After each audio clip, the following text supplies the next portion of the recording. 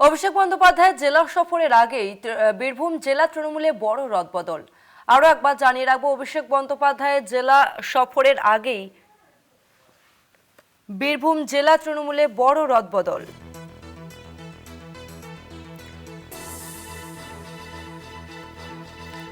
যুব সাধারণ সম্পাদক পদ খোয়ালেন অনুব্রত ঘনিষ্ঠ যুব তৃণমূল নেতা শোয়েব আক্তার।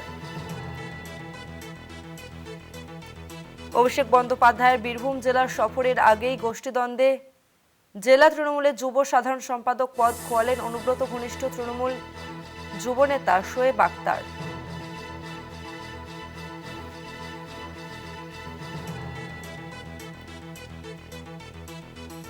দলকে বাপের সম্পত্তি ভাবছে কেউ কেউ। জেলা যুব সভাপতিকে নাম না করে নিশানা শোয়েবের।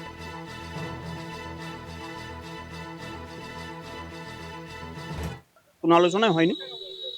দলটাকে কেউ কেউ এখন ধরুন নিজের বাপতি সম্পত্তি মতো ভাবে ব্যবহার করছে, তাদের ব্যক্তিগত ব্যাপার। জানা ছিল না ব্যাপারটা। জানি না এটা শাস্তি না গিফট, বাট কেষ্টদার হাত ধরেই দলটা করা, উনি দলে নিয়ে এসেছিলেন। এবার তাতে কেউ যদি ওনার ঘনিষ্ঠ ভেবে যদি কোনো কিছু করে থাকেন তো সেটা তো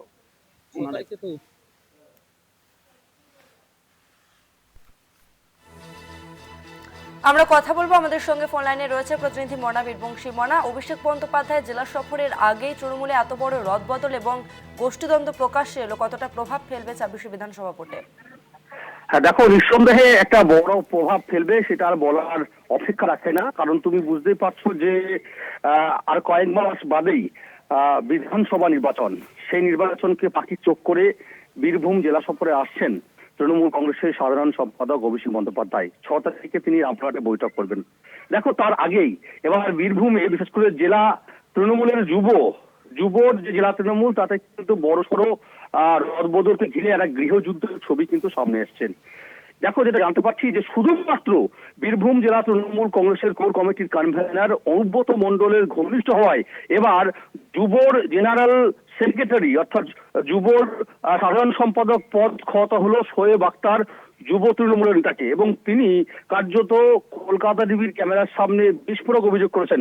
তিনি নাম না করে কার্যত এক কথা বলতে পারে যে রামপুরহাটের তৃণমূল বিধায়ক বিধায়ক আশিস বন্দ্যোপাধ্যায়ের যে ভাইপো, তার নাম হচ্ছে বুরহান অভিষেক ব্যানার্জি, তার বিরুদ্ধে, তিনি যুব সভাপতি, তার বিরুদ্ধে কার্যত ক্ষোভ উগড়ে দিয়েছেন। তিনি বলছেন, সরাসরি বলছেন যে দলটা কি কারো ব্যক্তিগত সম্পত্তি যে যখন খুশি তখন বের করে দেবে। দেখো, সদ্য একটা তালিকা প্রকাশ হয়েছে যুব তৃণমূলের বীরভূমের।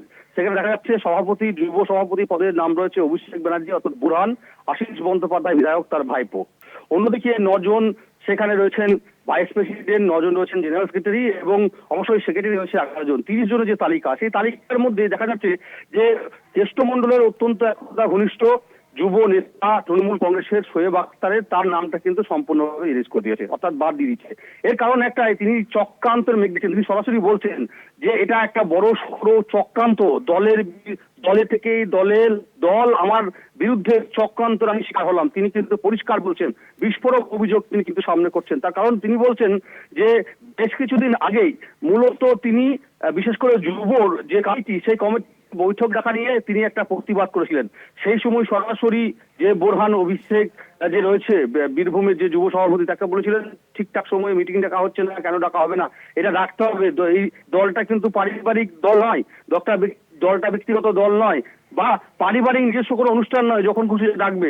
ঠিক সেই সময় আশিস বন্দ্যোপাধ্যায়ের সাথে সূত্র জানতে পারছি যে এই শোয়েব আক্তার, তিনি পদ খোয়ালেন একদা অনুব্রত ঘনিষ্ঠ তৃণমূল যুব নেতা, তার সাথে একটা বাঘ বিতণ্ডা হয়েছিল, হকটক হয়েছিল। তখন থেকে সে কিন্তু আশিস বন্দ্যোপাধ্যায় তৃণমূল বিধায়কের নজরে চলে আসে।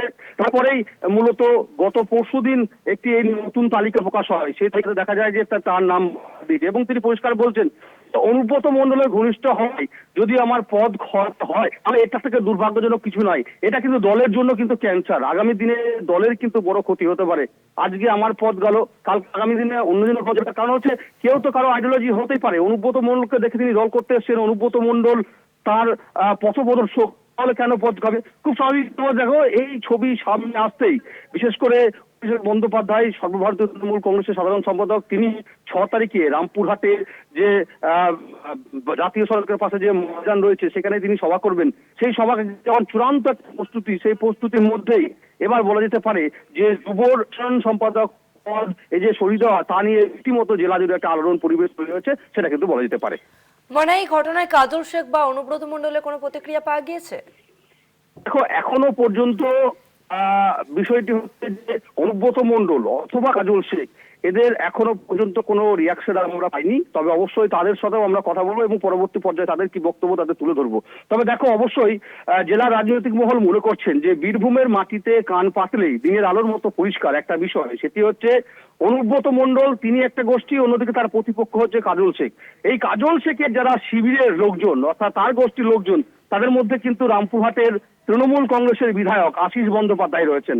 কাজেই যেহেতু শোয়েব আক্তার যে পদ খোলেন সে অনুব্রত ঘনিষ্ঠ, খুব স্বাভাবিকভাবেই আশিস বন্দ্যোপাধ্যায় এই অনুব্রতর যারা গোষ্ঠী শিবিরে রয়েছেন তাদের যে ডালপাটা পালা যে ছাঁটার একটা প্রক্রিয়া, তাদেরকে আর ধীরে ধীরে নিষ্ক্রিয় করে দেওয়ার যে একটা প্রক্রিয়া, সেই প্রক্রিয়া কিন্তু বিশেষ করে কাজল শেখের শিবিরের তরফ থেকে এটা কিন্তু শুরু করছেন। এটা জেলা রাজনৈতিক মহল কিন্তু মনে করছেন এবং অবশ্যই রাজনৈতিক মহল এটাও ভাবছেন যে এ ধরনের চলতে পারলে আগামী দিনে কিন্তু বিশেষ করে শাসক দল তৃণমূল কংগ্রেসের বিরুদ্ধে বীরভূমে যদি এরকম ধরনের গোষ্ঠীদ্বন্দ্ব মাথা চারা দেয়, তাহলে আগামী বিধানসভা নির্বাচনে কিন্তু একটা বড় সড়ো প্রভাব পড়তে পারে। তার কারণ তুমি বুঝতে পারছো যে গতকালকে আমরা দেখলাম তৃণমূলের প্রতিষ্ঠা দিবসকে কেন্দ্র করে সিউড়ির 2 নম্বর ব্লকে রণক্ষেত্র চালা নিল, সেখানে অনুব্রত অনুগামীদের রক্ত ঝরলো, মাথা পাড়ি দেওয়া হলো মেরে, হাসপাতালে ভর্তি।